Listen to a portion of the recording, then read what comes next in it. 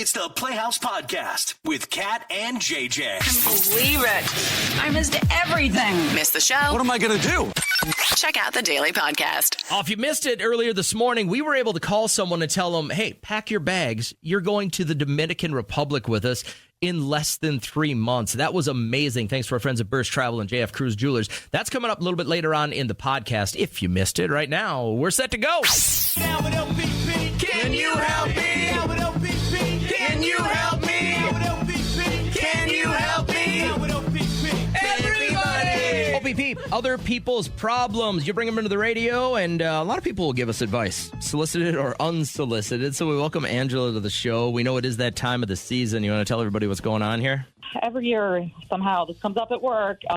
Everyone wants to do a gift exchange, but it's just this one woman in particular. Yeah. It's like she lives for it or something.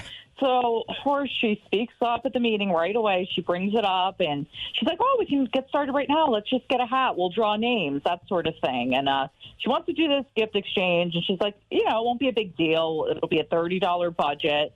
Okay, maybe $30 is not a big deal to her, but me personally, right now, every single penny counts. And I have a big family I want to buy gifts for, and I'm trying to save every penny. So basically what I'm saying to you guys is I just really don't want to do this, but I also don't want to be the only one, the odd girl out here, that doesn't do it. So right. I don't know. Should I stick to my guns or should I just go along with it? I think $30 is so much. I wish it was like a $10 gag gift. Do you think that you'd be in on that? Is it the 30 that's tripping you up? Even 15. But yeah, the 30 is tripping me up. Listen, these next few words are going to change your life. I'm not interested. So JJ's been living this life. That's his mantra. It's on mugs. It's on his mirror. I'm not interested. Just say, because there's no reply to it. But this is a guy giving you that advice. This is a group of 20 women that if you're going to make this decision, you might have to brace for them talking about it behind your back. I could care less. You just say, I'm not interested. You're out of this, and nobody asks any other questions. I hear you both. Oh, my gosh, I would love to just say no like that. Think like a man. But yeah, exactly. All these women, I don't want them to think I'm like a cheapskate or something, or I don't, care about the work morale. So it's tricky. Listen, and I'm a firm believer of this. You have your friends, you have your family, and then you have your coworkers. Like, you don't have to be best friends with these people. You don't have to exchange gifts with these people if they're just working with you. And the thing is, you have a budget and you have a goal to work for. I mean, your family comes first and what you want to accomplish comes first. I remember when I was in management, it was our first Christmas that I was in management.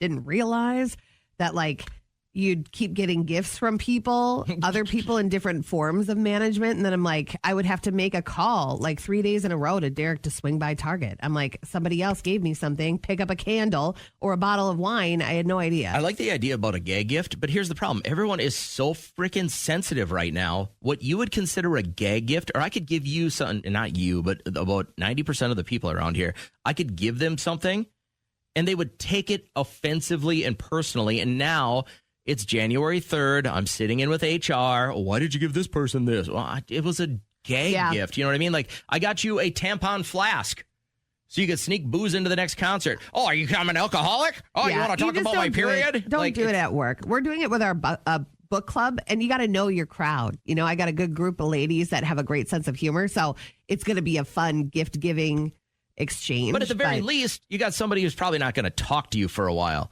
You do it at work, it could mean your job. You're trying to save money for whatever it is. It's hard to save money when you're not making any. Yeah, Angela, I get that you don't want to be the odd one out because you will be the only one. Knowing me and my personality, I'd just do it, but I wouldn't like it. I want to know if anyone's listening that's still doing the gift exchange at work. Like, you're going to have to get a $30 gift or something. I mean, what would you even get for $30? And that's a lot. Get creative for $10, even $15. I would say 15, cap it at 15, because people, you don't know what kind of situation people are in. You could have a single 20-something-year-old that doesn't have any kids, that has all the money in the world, and then you could have a woman that has 3 kids that have other needs. So we don't have any like that going on around here, do we? No, but we did for a while, had the Secret Santa on the sales side. And then they were like, oh, we should include those poor on-air people. So then they We're like, did you that. can keep it, jerk. Talked to Angela a couple of seconds ago, and basically it's that time of the year where everyone wants to do a gift exchange at work. She's got one overly anxious and hype lady that she works with that's like, let's draw names. It's $30 gifts. Everybody do it. And she's like, I'm trying to save up money for a bunch of stuff for my family. I truly think $30 is a lot to ask for somebody. I don't care if you have a lot of money. It's still just like a random 30 that you didn't know you had to spend on maybe someone you don't particularly like. But when she was talking I about didn't her even think about goals, that. What if you get somebody you don't like? right? That sucks. You got to buy them a gift. Awesome, $30. My hard-earned money I have to spend on Here's someone. a jump rope. Yeah. So I don't know. Knowing me, I just go along with things. You know, knowing you, you'd say no. Just go, I'm not interested. So- On your way. Yeah. Monica, what would you do if, are you in a situation where this is popping up at work and you got to buy gifts for somebody you maybe don't even like? Well, first of all, I have a small team of 8 women, and I love every single one of them. We're so close in our office. So we all look forward to the Christmas Exchange Secret Santa. Well, as long as everyone is on board, truly on board, you know that there's not one that just dreads it, then I say go for it. What a fun tradition to carry on. But What's your cost limit? Well, we have a rule that there's no rules. So you could get somebody a car. that's a horrible rule. I mean, yeah, if somebody likes somebody else enough, we could buy them a car. Talk about all the crap talking. You get someone like a pair of Ugg boots and they get like, what, a watercolor painting That's from fake, Savers? Fake Stanley. Yeah. How does that go over? I can't imagine that would be a success every year. Or is it? It is. Wow. I just think it just out. Yeah. The rule is there's no rules. That's crazy. What kind of business are you in that you have all these people that you really like? I work for Home Instead in Brainerd Baxter. Okay. Nice. Well, people are just nicer there. I think they are. Just the further north you get, the nicer they get. So give me an example of do you remember what you got last year? Yeah, I got it from one of my good friends, my boss actually, and she got me a cast iron Dutch oven for my sourdough. Oh, nice. Okay, that was a trend there. Hold on. What does something like that cost? That's a lot gotta of money. know. What is that, like $200? No. I don't think that much. I honestly don't know how much she paid for it. But Well, I it think was a very the Ree Drummond one at Walmart's like $27. Oh, okay. Well, it's under $30. Yeah. But you've never had any static with doing it like this? Like, all right, and you pick a name, and you got to get them something based on knowing them a little bit more, but there's no cost limit? there's no cost limit. Wow. Yeah, I couldn't do that. Y'all are rich up in the Brandon Lakes area. No doubt. You got that log cabin money. You got the lakes I got money. that tourist money. I got to wait for everybody to come back up here this summer. Well, all right. Well, as long as everybody is good with it, then you can, still have fun with that tradition. Have you ever had one of the years where you felt like you got somebody something really amazing and you got hosed? No, never. Wow. I'm trying to shoot holes in all of I this, am and too. I can't. She's too positive. Monica, this is a great place to work. We'll keep it up. I appreciate you sharing with us. Say it again. Thank you. Yeah, Oh, you bet. thank Have a you. great morning. I appreciate it. That's unheard of. I don't want to seem like the Debbie Downer here, but that seems to me like an anomaly where you would Yes. just have 8 or 9 people that you love working with and you're willing to spend anything on them. I'll go back to Girl Scouts. No, it's brownies. And we had a gift exchange. And my mom got the girl I was supposed to buy for this really cool Barbie with all the accessories. And then I got one of these. Just a bracelet. Little friendship bracelet. Well, Taylor you're Swift Harboring that for 30 style years, bracelet. huh? I was like, that was my last day of brownies. I went home. I checked out. I said, I don't need no patches. Who in your family is the one that falls asleep? Because Oh, it's me. You're the For one sure that me. falls asleep It's for and sure me. snores. Well, usually because of we're not on vacation long enough for me to get out of my normal sleep pattern. Yeah. So it's like 3:02 and I wake up in the morning. I got nothing to do. I sit around for 5 hours, wait for everybody to get up.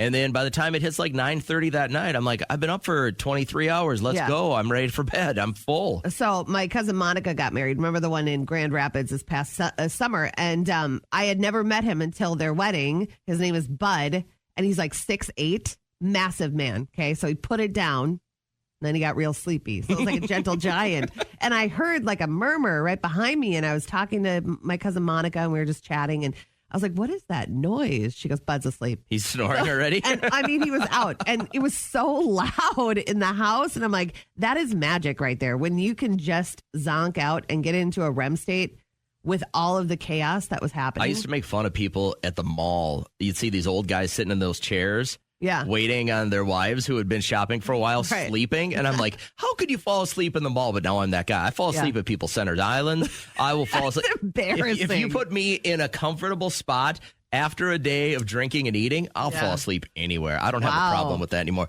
I think, like, I've even had, this is the most embarrassing one, but it was a summer doubleheader that we had at night in baseball. And I had been up for the show, and we had something going on where I was here at like 2 a.m. I think we were having computer issues or something. And that second game didn't start till like 8:30. And I didn't get a nap. I had no downtime throughout the entire day. I was basically going on Gatorade and sunflower seeds. And it gets to like the sixth or seventh inning of that second game. And I had a kid nudge me and go, Coach, are you asleep? And I go, oh, no. Because like when I'm going through the plays in my eyelids. When you get to a game, like, and this was one of the teams that I coached that we had 10 kids and one kid didn't show up. Yeah. So you're not shuffling your lineup.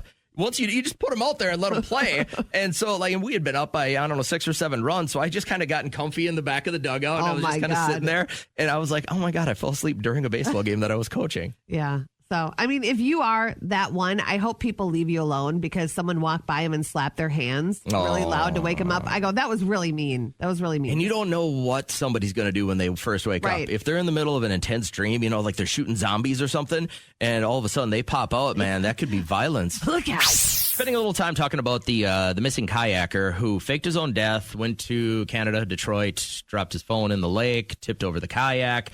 Now, we haven't heard. We know he's alive. And he's working with authorities.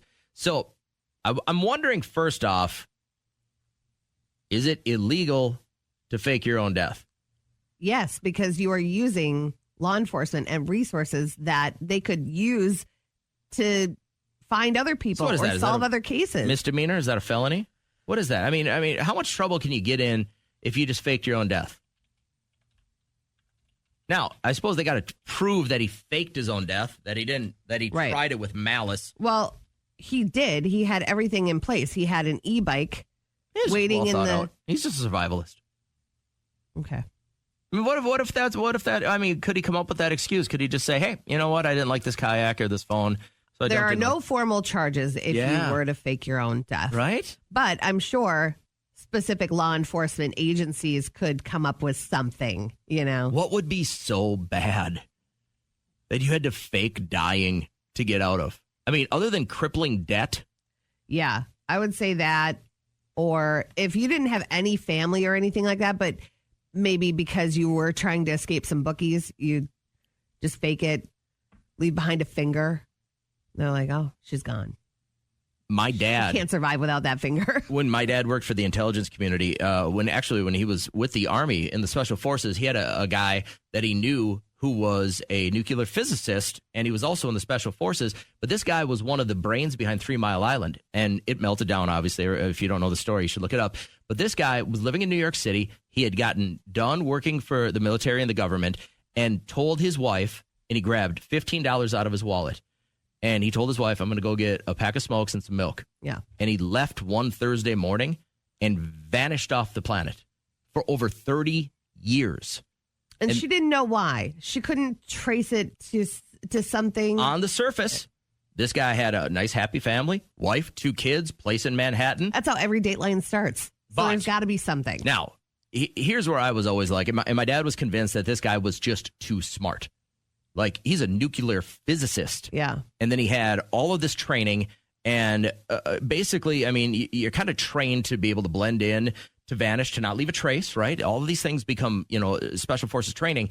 And this guy vanished off the planet for 30 years. They had a funeral for him. Mm-hmm. Wife collected life insurance, all of this stuff. And then 30 years later, this guy just pops out back into society. Do you think that was the thing where he was just like, I'm too smart to be around all these dummies and it's driving me crazy every day? One of the wires fried. He just snapped. Yeah. I mean, imagine walking into a bodega, grabbing a pack of cigarettes and just going, nah, I don't want to do this anymore. Yeah. Then what do you do? But that's the only time you can. Everything is filmed nowadays. You can't get away with anything unless you drive into the middle of nowhere. I mean, do you have to have a credit card to fly? Right? I mean, to buy an airline ticket? You have to, right? Yeah, I don't think you walk up to the ticket counter and give them all cash. You need a credit card to rent a car. Yep. Or I don't think you can do that with cash. But like, I mean, how far can you really get if you're not going to use your credit card or your cell phone? Yeah. I mean, that just to me is just amazing. So where would you go if you could pick one spot? You're going to up and leave this life. You're going to leave your family behind, leave your job behind. You get $15 in your pocket. Where could you go? So my mom just texted me. She said, I don't know if this is too gruesome, but in Japan, if you jump in front of a train, to pay your, what is it? To get life insurance, family they won't to pay for damages.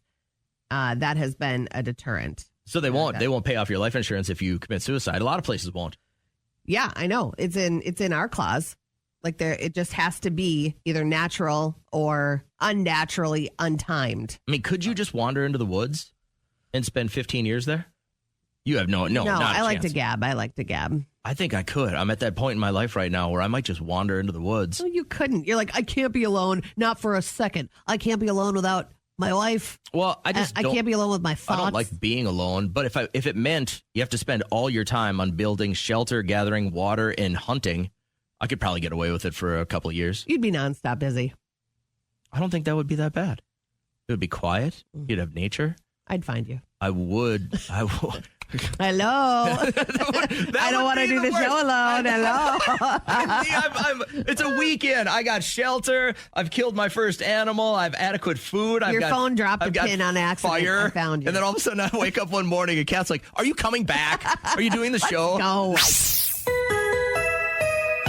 Over the last few weeks, we've been giving you an opportunity to grab our final 2 seats on the Party Plane to Paradise. We announced this back in May or June, and we decided just to take a small detour this year. We went to Cancun or Playa del Carmen for, better than 10 years. We asked around. People were like, let's go somewhere else. So we kind of narrowed it down to Punta Cana. And we found a campus that it's rather large, but what we'll do is post up at one of the pools. We'll make it ours. We'll bully everybody out. And then they also have an adult water park. And they have incredible food. And the beach is right there with crystal clear water, and white sand beach is... I've had a margarita already. Jesus. So Beaches. We've been doing reindeer races with our friends at JF Cruise Jewelers and Burst Travel for the last couple of weeks. You picked the right reindeer, you qualify.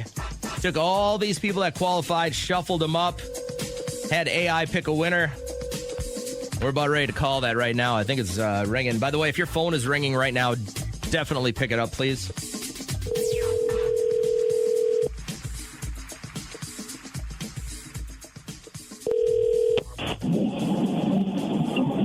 Hello? Hey, we're looking for Whitney. Is she around? This is me. Hey, Whitney, it's Kat and JJ. How are you? I am so great. How are you? You sound so great. I bet you got a reason to think of why we're calling you this morning. I got all of my appendices crossed, you guys.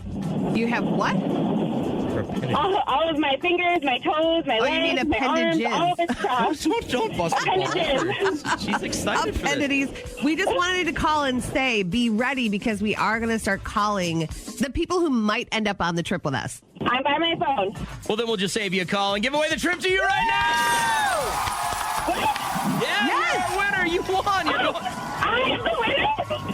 Shut up! I'm so excited, you guys! I can't believe it! You better get your passport ready, start waxing, and just get ready to lounge on the beach. We're going to have the best time in paradise. Oh, I don't even know what to say. Oh, my gosh. I'm so excited. Well, very, very excited for you. Now, a couple of things need to fall into place. I'm hoping you have a passport. Got the passport. All right. Got somebody to bring with? My husband. He's excited, too. Going to be a very, very good time. It's our first time going to Punta Cana, and you won on the Party Plane to Paradise. Do you remember which reindeer you won with? I do. I won with Donner. Donner's is a proud favorite.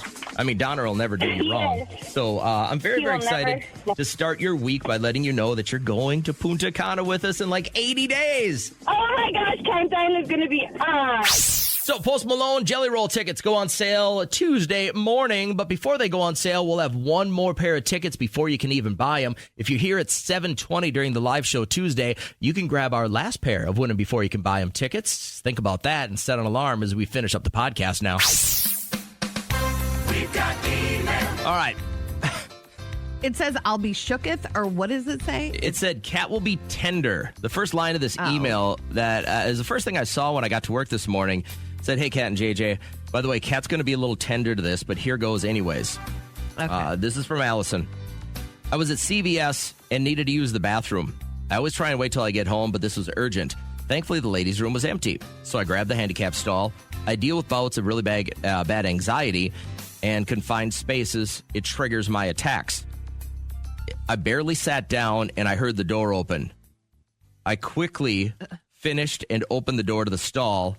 There was a woman in a wheelchair sitting there who immediately went on the attack, calling me a selfish pig for using the handicap stall. I explained I'm claustrophobic and I apologized. She then blasted people my age, saying we need to toughen up and stop being such a bunch of babies. I quickly left feeling not only anxious, but second-guessing myself. Aren't mental health problems considered a disability also? Allison. Thoughts on this for somebody that uses the handicap stall often? I do use it often. But I'm mindful as to if anybody is in there, I would never, ever use it if I saw. Oh, you wouldn't kick somebody with a wheelchair out of there? No, oh, I okay. wouldn't. We've had discussions like this before, and if there were two stalls that were being used, and then the third one is a handicap stall, I will use it. I have to use the restroom. And people that don't have to deal with a handicap probably go quicker. They have less to deal with. And so the longest she had to wait was what? A minute, 60 seconds? Think of if you had to really, really go, though, and you had to wait another minute. You could have a bad accident. You could have a bad accident, but I mean, I don't know if there are a lot of handicapped people out there that would rage like this. I suppose everyone's got their breaking point. Take it into account. Maybe this has happened too often to her, that she sees other stalls that are open, but maybe those two stalls were taken when she went in there, and then those two people washed their hands and left. So you're fully supportive of using the handicap stall, even if there's another one there? I'm supportive of going to the bathroom if you have to go to the bathroom. Why can't you use a regular stall? We don't know if they were taken. We don't know that situation. She didn't include that in the email. I want to get your thoughts on this real quick. Mary, you're first through. What are you thinking? All right. My opinion is that the woman in the wheelchair was wrong to attack because she doesn't know what the girl's issue is. But once the girl explained what her issue is, she's wrong. Okay. Because those stalls are specifically designed to accommodate a physical issue, not a mental one. So I think if other stalls are available, you should be using other stalls. Okay. And that was my impression after reading the email, that there were probably a couple of stalls. I guess I've never been to a woman's bathroom at CVS, but I'm going to guess that there's probably a handicap stall and one or two other stalls. Yeah. And there are. Okay. Actually, the CVS I went to the other day when I went to get my eardrops is a single person stall. So if that was the case, she had no other option. Lori, thoughts on this whole thing? I appreciate anxiety. I have anxiety. Someone's claustrophobia doesn't stop them from using the bathroom, right? Okay. Where that woman who did not behave well, I'm not condoning the other woman's behavior. That woman physically was unable to use the bathroom, and the person who emailed in, if the bathroom stall was full, the handicap bathroom stall, if it was full, would she have used another one? Yeah. Because she had that option. Right. Exactly. Maybe. If there were multiple toilets in that bathroom and one was open, there's an option there. I don't know if I buy the claustrophobia. You know, I don't have a phobia, but it's not like you're boxed in. With stalls, there's nothing overhead. You know, you just got to get in there and get out. I got time for one more thought on this. Jamie? It's wrong. Typically, people who are in a wheelchair are going to have or require more time to pull their pants down, transfer over to the toilet. Yes, absolutely. Do all the things that you need for a handicap stall. You need that extra space to do your transfers, the grab bars in the handicap stall. Yeah. You need all that. That girl didn't. Whoops, I'm sorry. I didn't mean to cut you off there. Once again, she didn't include that in her email, that the other ones were taken up. Did she just say she didn't want to use them, right, because of her claustrophobia? Yeah, she wanted the bigger stall. Okay. All right. I guess I just use whatever toilet is there. Just made me so happy this morning to be a urinal guy. You know what I mean? Yeah, you guys got it pretty easy. You guys really got slighted on that. Now, if you want to, you could use the urinal. Uh-huh. I've seen this in several movies where women can use the urinal. You want to hear something? Yeah, I do. My mom did daycare when I was younger, and she had all boys. So they would get to go in the yard, wherever, on bushes, wherever. And then I'd always the door was always open because they're 3-4 years old. So they'd leave the door open, stand on their little stool and go backwards. And so she came in one day and I was sitting on the toilet backwards trying to go to the bathroom like them. And I think that's where my envy started. I was like, wow, these guys got it made. So that's the only thing that's better about being a guy. I would say so. A little sad to find out that Chuck Woolery, host of The Love Connection, has passed away. So to begin, let's meet a woman who says she's irresponsible, loves to be in love. Please welcome Francie Wallace. Francie? I need something really romantic. Someone that smokes and drinks cigarettes. Smokes and drinks cigarettes. Yeah. And drinks cocktails and can lift me. He's such a legend. I was telling Kat, I used to watch this when I'd have a sick day at home, or if it was on even Christmas vacation, right? And he was sitting at home and maybe mom or grandma are sitting around watching, but I loved Love Connection because I just thought it was I thought he was the coolest guy in the world. So let's touch on that real quick. Do you remember when you'd have a sick day or you'd have maybe a little Christmas vacation? What would be your go-to? Sick days, I would have my lineup, but I'd start with cartoons until the rents left. And once I heard the door shut, I'd click on Jerry. I'd watch Jerry, and then it was Sally with her big red-rimmed glasses. Then it was Jenny, and then they would throw in some Saved by the Bell was in there. Yeah, it was good. Well, you had a whole lineup going, didn't you? I did. I didn't move from the couch. I went upstairs, got macaroni, and came back down with a huge bowl of macaroni and cheese. Watched more smut TV. It was great. You were 9. I was 9. I knew too much about trailer parks at 9. Now, I suppose it probably wasn't anything less smutty than watching Days of Our Lives with my mom and my grandma. Knowing that Bo was boning Billy and But that Hope was at the same time. manufactured drama. The stuff I watched was real. That was real life stuff. I'm sure it was real. Yeah. Lisa, what'd you watch? You had a sick day. You were into what? Price is Right. Price is Right. Okay, so how old are you? 55. 55. Okay, so you remember all the Bob Barker days, and then what I was always loving about The Price is Right is when they'd have anything that was they'd give away a jet ski or a trip to Hawaii, because then all those models would be in bikinis. Yeah. And I'd be like, let's go. Your mom's like, how you feel? I'm fine. I'm fine. I'm great. Don't come in here. You guys probably remember, if you've caught the news or even our show over the last couple of weeks, there was is he a Minnesota guy that went to Wisconsin to fake his death?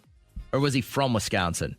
I don't think he was a Minnesota guy. But then he ended up in Canada, and he has since contacted authorities. He's over in Europe somewhere right now, right? I think he took a plane from Detroit. He went to Canada, came back to Detroit, took a flight somewhere else. I don't know. Now he's checking in. Apparently everything's fine. He just faked his own death. I'm in my apartment. I am safe, secure. He stashed an e-bike near the boat launch. He paddled his kayak in a child-sized floating boat out into the lake. He overturned the kayak and dumped his phone in the lake. He paddled the inflatable boat to shore and went to Detroit and then the Canadian border. One of the things that he did say was he didn't expect us to go more than 2 weeks in searching for him. Well, I hate to tell you, he picked the wrong sheriff in the wrong department. Yeah, you get him, cowboy. You sure did. So, not saying you've ever thought about it, but do you think you could disappear without a trace? Yeah, easy. Okay. You would just smuggle money. I have watched leading up to so much Maine Cabin Masters and Naked and Afraid and this one survival guy on YouTube that I could figure this out. Easy. And now I'm not saying it would be joyful. I would miss a lot of things. but easy, I could vanish off this planet. I would slip up. I've never met a camera I didn't like, and so I'd for be that Target one at the Walmart. Oh my God, it's the worst angle ever. But I'd still be caught because I like to I'll stop and then I'll do like a little dance, and they'll be like, she's at the Walmart 4 blocks from her house. But I can't imagine how in this day and age you would even expect to get away with it. He almost did, though. It was like Sherry Papini. You still haven't watched that, have you? No.